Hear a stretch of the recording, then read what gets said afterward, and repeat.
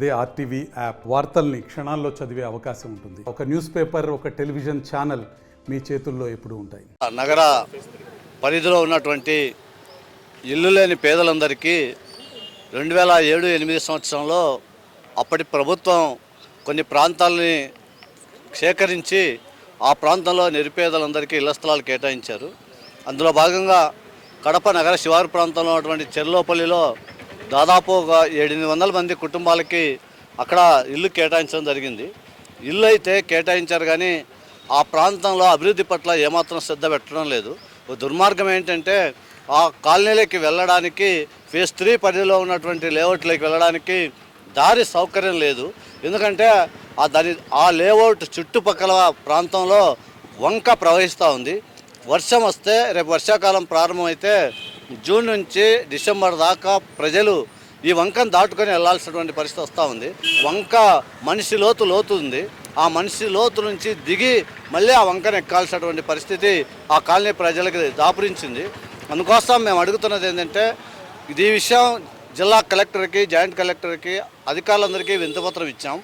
స్పందించలేదు కాబట్టి ఈరోజు కడప కార్పొరేషన్ ఎదుట ఆందోళన నిర్వహిస్తూ ఉన్నాం. కాబట్టి ఇప్పటికైనా అధికార యంత్రాంగం తక్షణమే ఇక్కడ రహదారి ఏర్పాటు చేయాలని చెప్పి మేము డిమాండ్ చేస్తున్నాం. ఎందుకంటే అధికార పార్టీ నాయకులు రాష్ట్ర వ్యాప్తంగా మహానాడు ఇక్కడ జరుపుతూ ఉన్నారు. మహానాడికి 1/2 కిలోమీటర్ దూరంలో చెర్లోపల్లి లేఅవుట్ ఉంది. ఈ చెర్లోపల్లి లేఅవుట్ సమస్య దారి తక్షణమే పరిష్కారం చేయాలని చెప్పి మేము కోరుతా ఉన్నాం. ఆ రకంగా పరిష్కారం చేయకపోతే పోరాటం తీవ్రతరం చేస్తాం. ఇంకొక విషయం ఏంటంటే, ఆ ప్రాంతంలో ఎవరైనా ఒకరో ఇద్దరో ప్రజలు చనిపోతే అక్కడ ఉన్నటువంటి శవాల్ని పూడ్చుకోవడానికి అక్కడ శ్మశానం లేదు. శ్మశానం లేకపోతే ఏం చేస్తున్నారంటే, మొన్న ఒక ఆమె చనిపోతే ఆమె శవాన్ని తీసుకెళ్ళి చెర్లోపల్లి నుంచి మర్యాపురం వెళ్ళి మర్యాపురంలో దానం చేయాల్సినటువంటి పరిస్థితి వస్తూ ఉంది. గిరితా చూసినప్పుడు అక్కడ శ్మశాన వాటిక సమస్య చాలా తీవ్రంగా ఉంది. అది కూడా ఏర్పాటు చేయాలని కోరుతున్నాం. ఇంకొక విషయం ఏంటంటే, అక్కడ తాగడానికి నీళ్లు లేవు. నీళ్లు పైప్ లైన్ వేశారు, కానీ ఆ గతంలో వేసేటువంటి మొత్తం పైప్ లైన్ అన్ని ధ్వంసం అయిపోయాయి. ధ్వంసం అయిపోయిన కారణంగా ఇప్పటికి సక్రమంగా నీళ్ళు అందే పరిస్థితి లేదు. నీళ్లు కావాలంటే టౌన్లోకి వచ్చి తీసుకోవాల్సిన పరిస్థితి వస్తూ ఉంది. అంటే ఆ కాలనీ ఏర్పాటు చేశారు, కానీ ఆ కాలనీలో మనుషులు ఉన్నారు. ఆ మనుషులకు కావాల్సినటువంటి మౌలిక వసతులు కల్పించాలని చెప్పి అనేకసార్లు విజ్ఞప్తి చేసినా స్పందించలేదు. అందుకే ఈ 3 సమస్యలు: ఒకటే రహదారి తక్షణమే ఏర్పాటు చేయాలి, రెండోది శ్మశాన వాటికను ఏర్పాటు చేయాలి, మూడోది మంచినీటి సమస్యను పరిష్కరించాలి, నాలుగోది ఒక దుర్మార్గమైన అంశం ఏంటంటే, ఒక వీధిలోంచి ఇంకొక వీధి పక్క వీధిలోకి వెళ్ళడానికి దారి కూడా లేదు.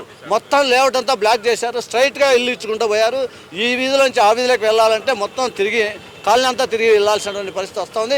ఇంటర్నల్ రోడ్స్ కూడా అక్కడ లేవు. కాబట్టి చెర్లోపల్లి లేఅవుట్ పరిధిలో సమస్యలు తిష్టవేసి ఉన్నాయి, పేరుకుపోయి ఉన్నాయి.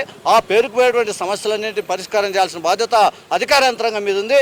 ఆ రకంగా మహానాడు లోపలే ఈ సమస్యలు పరిష్కారం చేయాలని చెప్పి మేము కోరుతా ఉన్నాం. ఎందుకంటే అధికారులు, ప్రజాప్రతినిధులు అందరూ అక్కడికి వస్తున్నారు. కాబట్టి వాళ్ళందరూ జోక్యం చేసుకుని సమస్యను సానుకూలంగా పరిష్కరించాలి. ఆ రకంగా పరిష్కరించకపోతే సమస్యను వదిలిపెట్టాం. సిపిఎం పార్టీగా ఇతర ప్రజానికాన్ని, పార్టీలని, ప్రజా సంఘాలను కలుపుకొని నగర వ్యాప్తంగా ఈ పోరాటాన్ని తీవ్రతరం చేస్తాం. ఆ పోరాటంలో ప్రజలు కూడా కలిసి రావాలని చెప్పి మేము విజ్ఞప్తి చేస్తా ఉన్నాం. మరిన్ని వీడియోస్ కోసం ఛానల్ ని సబ్స్క్రైబ్ చేయండి. లేటెస్ట్ అప్డేట్స్ కోసం వాట్సాప్ ఛానల్ ని ఫాలో చేయండి.